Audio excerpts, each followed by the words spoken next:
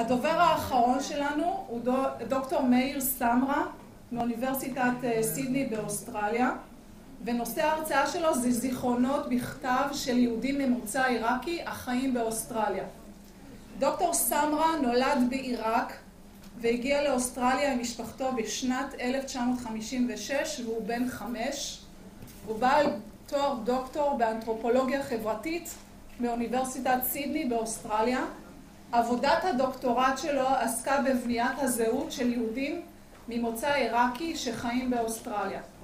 בשנים 89-90 הוא עשה פוסט דוקטורט באוניברסיטה העברית במסגרת תוכנית גולדה מאיר, וכיום הוא עובד כעורך דין המתמחה בחוקי ילדים, והוא עוסק בהתלהבות במחקר שעוסק במכנים משותפים בין השפות השמיות. ההרצאה תהיה באנגלית. אנחנו יודעים, הכנס הוא כנס בינלאומי, חלק מדברים בעברית, חלק באנגלית. לצערי הרב אין אנשים שמדברים פה בערבית. בבקשה, מאיר.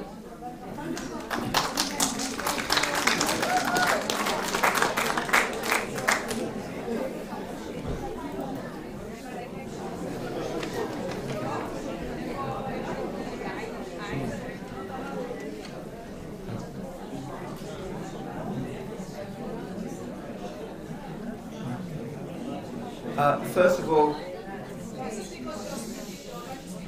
I understand, yeah. My apologies that my Hebrew isn't give you a talk in Hebrew.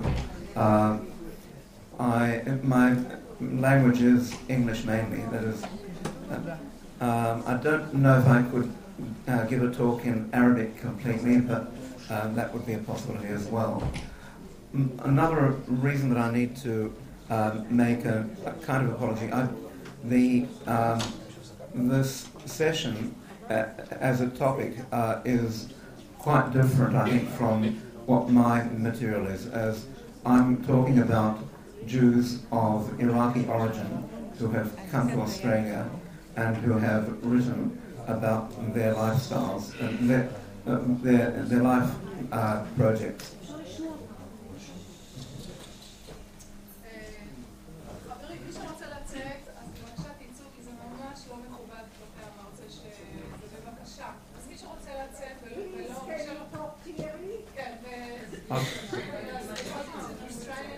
Okay.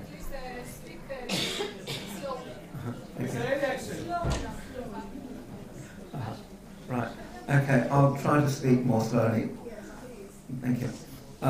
So, in Australia, we have a small community of Jews of Iraqi background, probably about 5,000 altogether. They've come from many different areas. So, of course, there are people who have been living in Iraq originally and have come from there to Australia. But each one has a different path, whether they've come through Israel to Australia, whether it's a family who've come directly from Iraq to Australia, or whether they were living in one of the settlements of Iraqi Jewry in the east, such as in India or Singapore particularly, those being the largest segments of our Iraqi Jews who have lived outside of Iraq and come to live in Australia. So we have, whilst we're only about 5,000 people, at least 10 members of that community have written about their life experiences in the various countries where they've been, and finally when they've settled to Australia. The experiences that each of these writers has is positive about their life in Australia. Australia is often called the lucky country, and many of the people who have settled there from amongst groups of Iraqi background have felt that about their life stories. Many have had difficult lives beforehand, but have found things in Australia to be much more to their liking. I think it's significant that out of a population of about 5,000, there's at least 10 people who have sought to put their stories in writing. I think it implies a high level of literacy and I guess a concern about passing on into the future what has happened to them, to let perhaps their children, grandchildren, and others as well know about what they've been through. It's also significant that we have in Sydney, in Australia, two musicians who are of Iraqi background, who have both used Iraqi music as a basis for much of their work. Kim Cunyo, notwithstanding the name Cunyo, his family, his paternal grandfather was Turkish, but the rest of his family are of Iraqi background. And he is now a professor of music at the Australian National University. He is a composer as well as a musician. In the year 2000, there was the Dead Sea Scrolls, some of them were brought out to Australia as an exhibition, and he was commissioned to create music on the basis of what he could imagine the music of the time of the Dead Sea Scrolls might have been.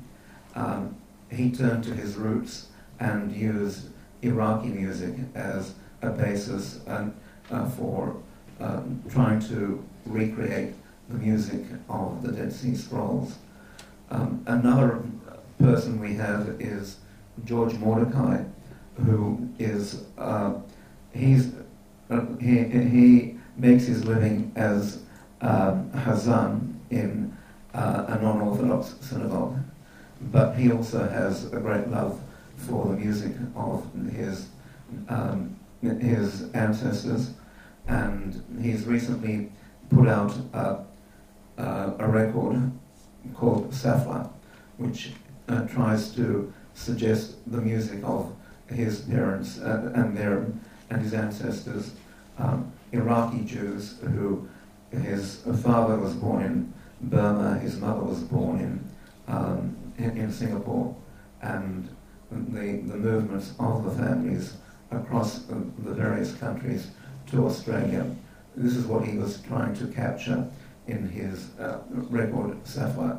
So there's what you see here then is an interest, at least amongst these relatively young people, in their origins and trying to find a way to talk about that in their music.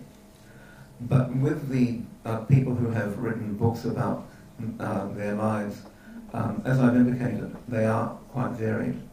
We've had in Australia people who've come from Iraq, and they've had very different experiences. One person, Sabiha al-Jawari, she came to she missed out on the Farhud because she had received a scholarship from the Iraqi government to the American University in Beirut, and she graduated as a teacher. And she was there at the time of the Farhud, so she missed out on undergoing that. She describes the fact that she got a scholarship from the government as perhaps being remarkable, but then she wonders whether her name, which at the time had been a non-expressively Jewish name, would have been the reason that she was accepted to travel to and to be and to study in a university outside Iraq. When she came back to Iraq in the mid-1940s, she worked for several years as a teacher, but she then became very anxious about what was happening in Iraq after martial law was declared, and she accepted a proposal of marriage from someone she hardly knew who was living in Australia, because she felt that this was a way for her to get out of the country. She underwent then a proxy marriage with the Hacham Sason Khadori performing the marriage for her. So whilst she was in Baghdad and her husband, whom she hardly knew at the time, was living in Melbourne in Australia. And on that basis she was able to find a way out of Iraq. The marriage lasted, so even though she hardly knew him, at least it was something that was successful. And well, it worked. She was able to leave the country on that basis. And when she did arrive in Australia, there were newspaper articles about her coming to Australia, and the fact that she was married without having, as it were, seen her husband. Yeah. Sorry? Proxy marriage, yeah. So this is her book, and she has photos of the newspaper articles that I mentioned about her experience. Another person who has made it to Australia, also born in Iran. So Sabiha Jawari's book is called Baghdad, I Remember. And I guess part of the reason that I'm doing this talk is to give you here in Israel a sense that there is also literature being produced in another country, which may also be of relevance, of interest to you as well. So, Solomon Zalecha, or Salman Zalecha, he was born in Iraq in the, I guess around the time of the First World War. His father died when he was quite young. It's significant that he ended up taking on responsibility for his younger siblings, and I think that's part of what you see in terms of the social values that are presented, the significance of it, that he was helping to look after his mother and his siblings from an early age.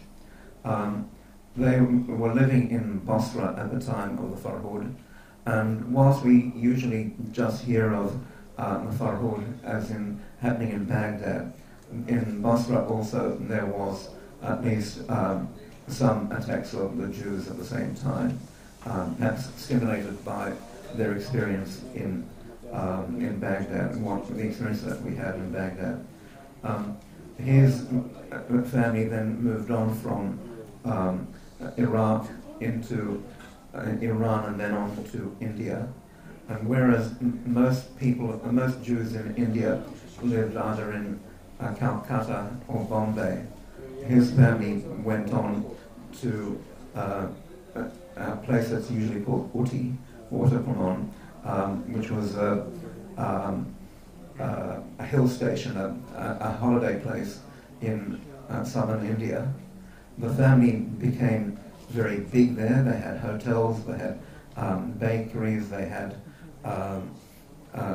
alcohol making, and they had a close friendship with the governor of the state and with other dignitaries who would come to their home and also perhaps expect to be given alcohol to take away.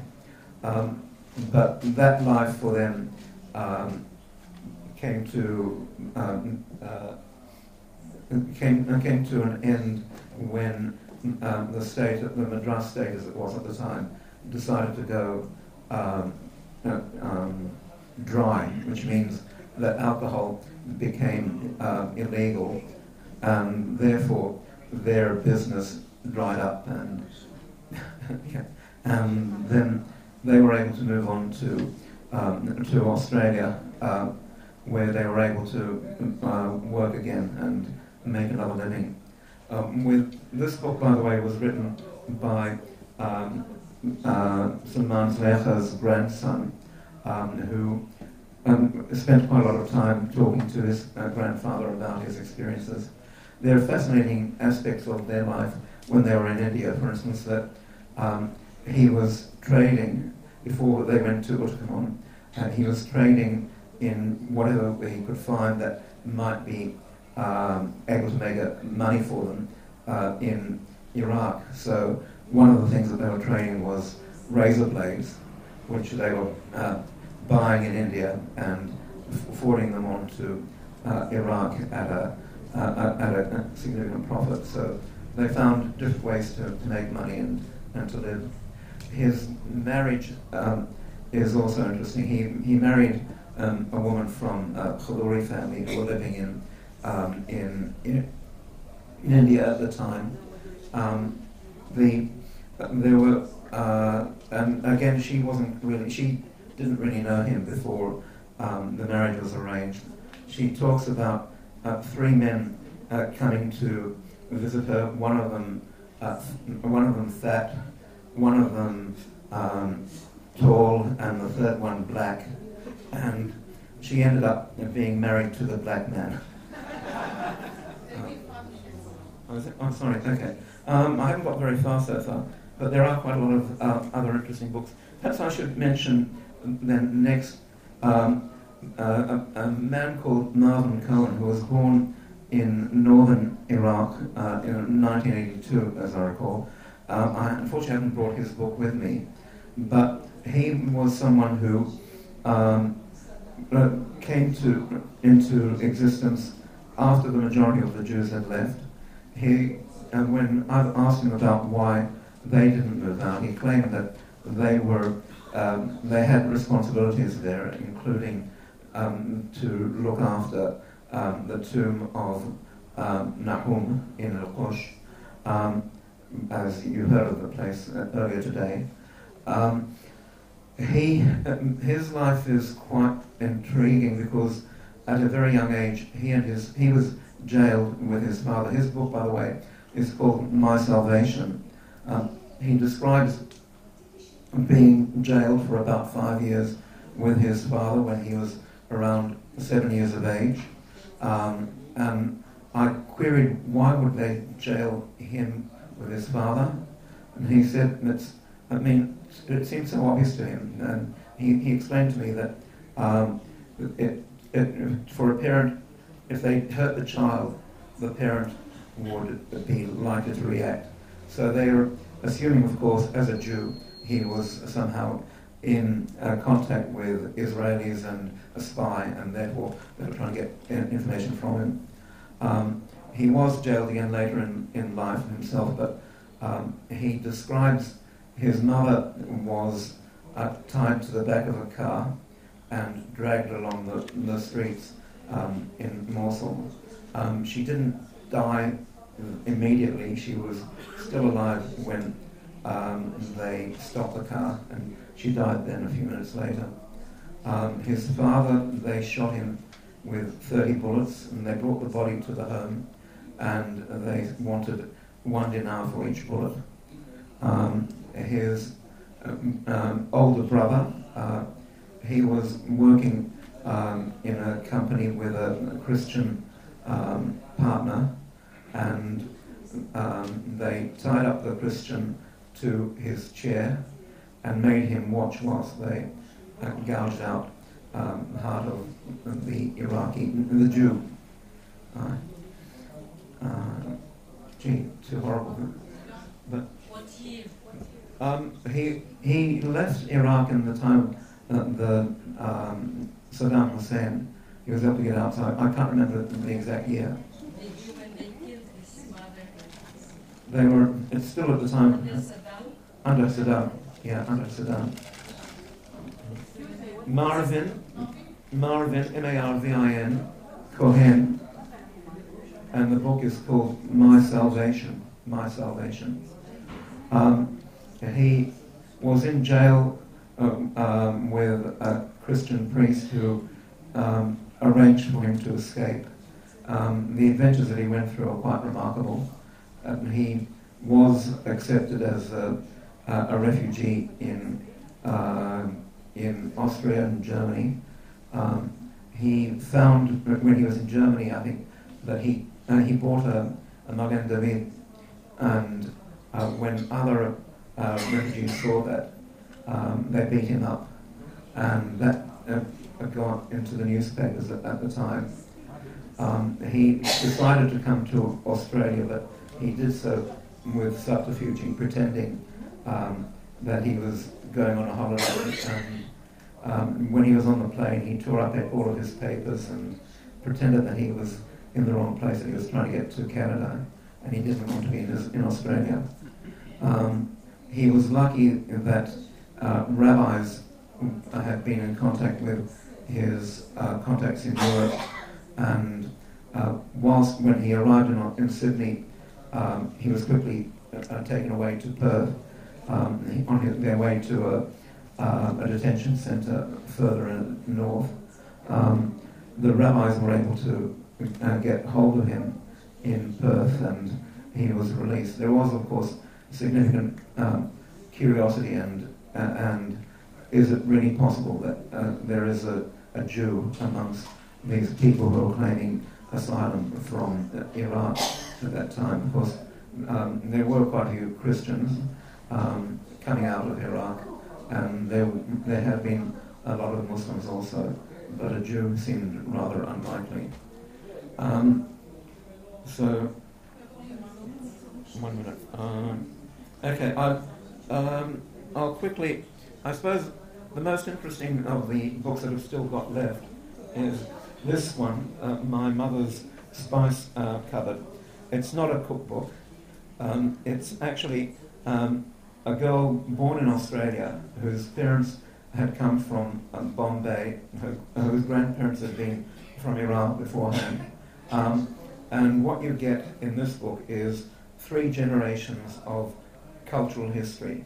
And you see the changes in as people move from talking Arabic to Hindustani to English. You see the foods with the Iraqi foods being retained, but Indian foods coming in as well. And you also see, interestingly, she asked her grandmother about her marriage, and she asked her whether she loved her husband. And her grandmother's response was, "I respected the family." And she was kind of startled by that response, not marrying out of love, but out of a respect. And then she looks at her parents' generation. Her parents both had lived in Bombay. They, again, hadn't really been lovers of any sort. Her mother's family had gone to live in California, and she hated it there. And she was visiting Israel when another person who had been from Bombay asked her if she'd like to meet this person.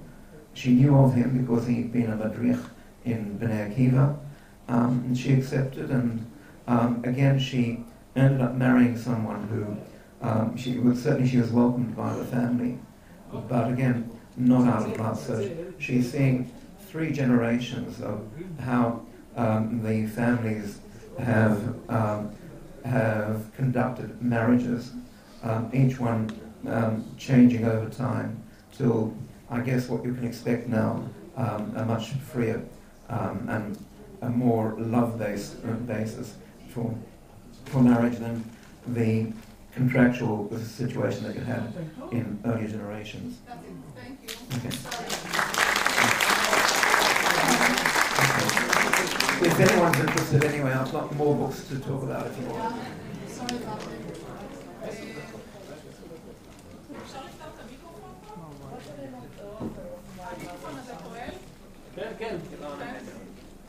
אוקיי, אז עכשיו נעבור לשלב השאלות. אין הרבה כל כך זמן, אז בבקשה.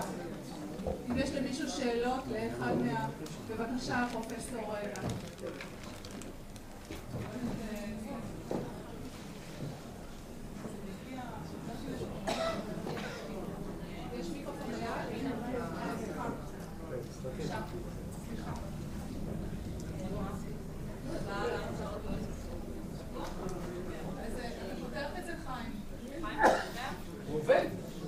סגרתם אותו, אולי לחצתם.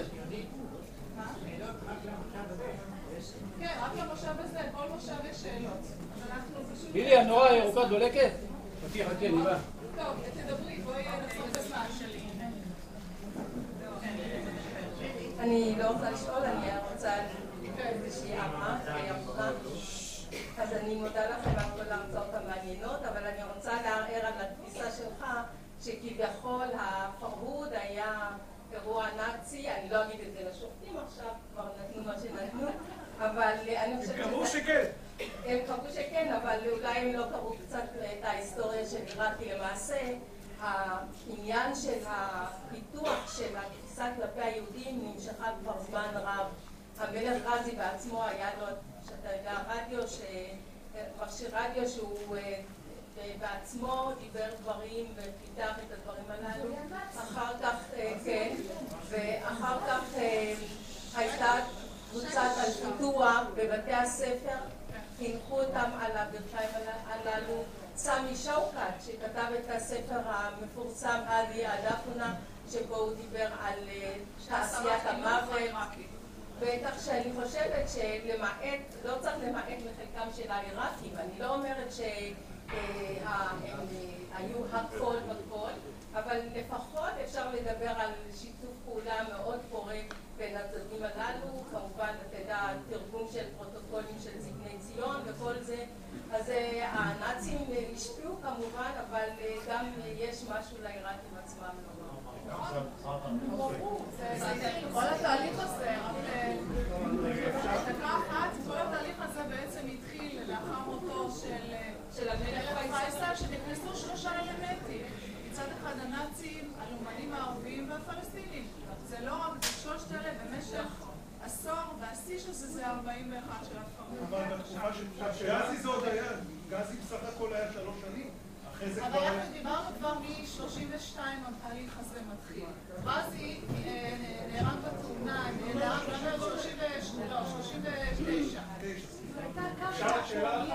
כן, אני רק רוצה להגיד לך תודה על ההערה. אני אומר שכן היה אירוע עיראקי, בוודאי, אבל נאצי עיראקי, כמובן, אולי זה לא הובן. הרי מי שביצע את זה בעיראקים, אבל מי שתרם, מי שהסית ומי שיש לו השלכות ואחריות משפטית אלה הנאצים, ועל כן כמובן העיראקים הם שרצחו, תשאלו את הניצולים, מי שרצח בפועל, רצח את הילדים, רצח את התינוקות, זה עיראקים, כמובן, לא גרמנים מגרמניה. אבל הייתה מוטיבציה. הייתה מוטיבציה. ציינתי את השמות האלה, הם הקימו את הפתוח, בבתי הספר ניגדו על הלאומנות הערבית. זה נושא שחשוב מאוד ללמד אותו ובצורה מאוד מובנית. בבקשה. לגבי מערכת החינוך. לגבי מערכת החינוך. אני נפגשת עם חבר'ה שביליסטים שלא יודעים כהוא זה לגבי השואה, לגבי הקטע של הפרהוד. זה כל כך כאב, הקטע כאן, האם יש לכם צינורות כדי להגיע לאנשים במשרד החינוך שלצערי הרב בתי התיכון, זאת אומרת התיכוניסטים לא יודעים מה זה פרהוד? לא. אני דיברתי על זה, וזה... שואה. את השואה, הם יודעים. אבל את השואה של ארצות ערב לא יודעים. יש הבדל כמובן, כל הסליחה שאני אומרת, בין מספרים של השואה. אז הייתה ועדת ביטון, ואנחנו גם כן דרשנו שזה ייכנס לתוכניות החינוך. החינוך. כן, ואני מראיינת גם קשישים ושומעתי את הצד שלהם, איך הם חוו את הפרהוד ואיך הם ניצלו. ומצד שני גם ראיינתי סטודנטים באוניברסיטת בר-אילן, שהם אומרים שהייתי בתיכון, לא למדתי כלום.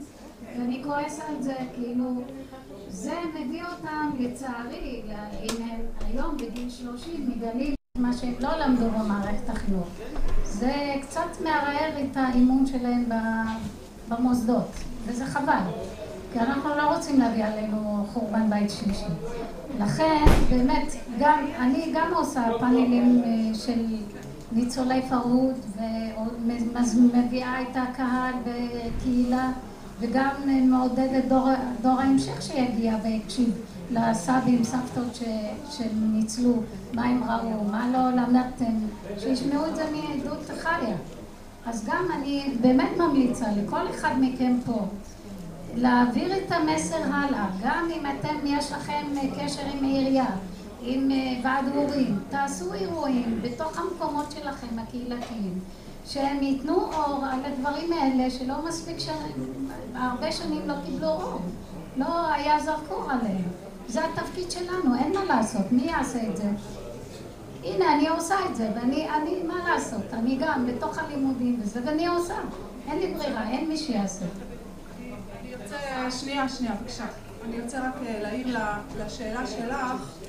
יש ניסיונות באמת ללמד את הנושא של הפרהוד, ויש כבר תודעה על הסיפור של הפרהוד, גם התקשורת בארץ עוסקת בנושא הזה. אני יכולה להגיד לך שבערבית, בתוכנית לבגרות, הנושא זה הפרהוד, שנה שעברה והשנה, אבל לצערי רב זה רק ההתחלה, זה רק ניצנים. מרכז מורשת יהדות בבל מקיים פה כל שנה אזכרה בנושא של הפרהוד, מקיים את זה ב4 ביוני, ואנחנו כל שנה מבקשים מאנשים להביא את הדור הבא על מנת שישמעו את זה. אז אני לא שאני מעבירה את האחריות אליכם, זה צריך להיות גם בהיבט המוסדי, אבל זה מתחיל מאיתנו גם כן. מאיתנו ללכת, לספר וזה, וכן, זה מבחינה מוסדית, אין ויכוח לגבי זה שצריך ללמד את זה. התחילו ללמד, יש ניצנים של הדבר הזה. אבל זה גם אנחנו צריכים לתרום את זה. כן. רגע, אני רוצה להוסיף רגע, יש פה שאלה. שאלה או הערה? רגע, שנייה.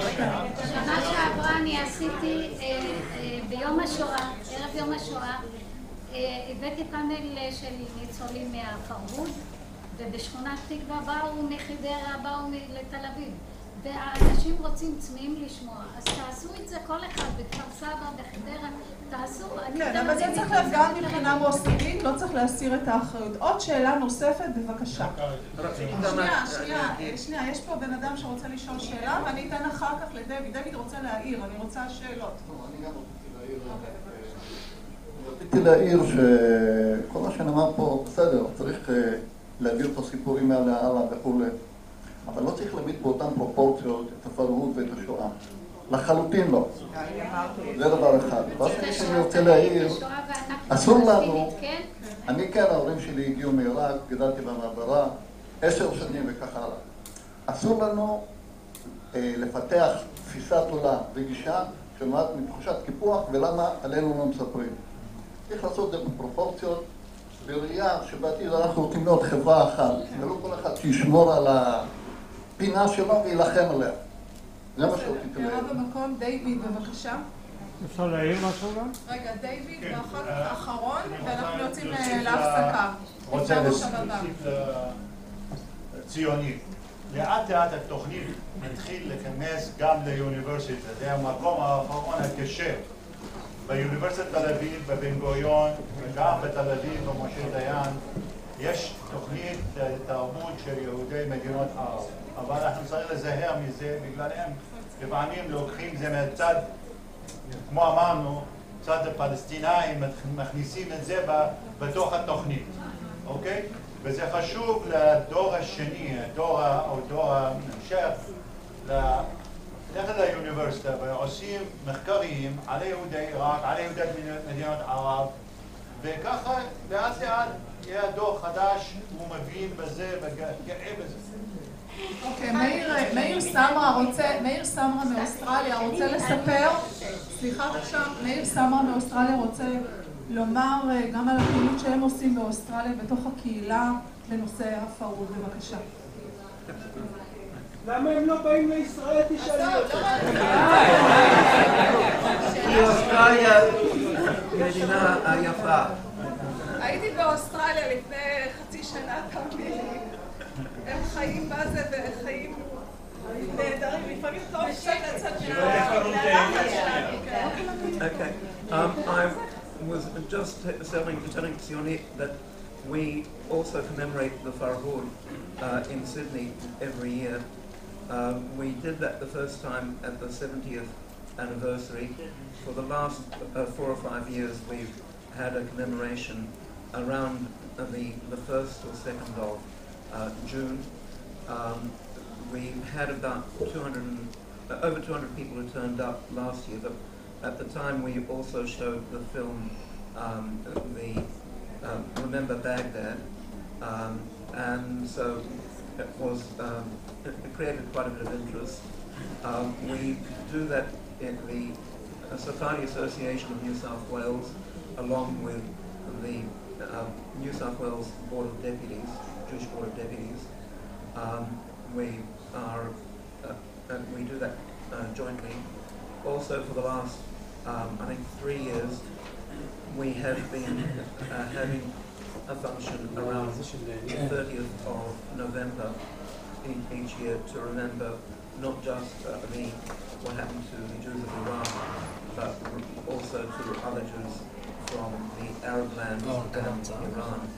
And each year we choose one country to focus in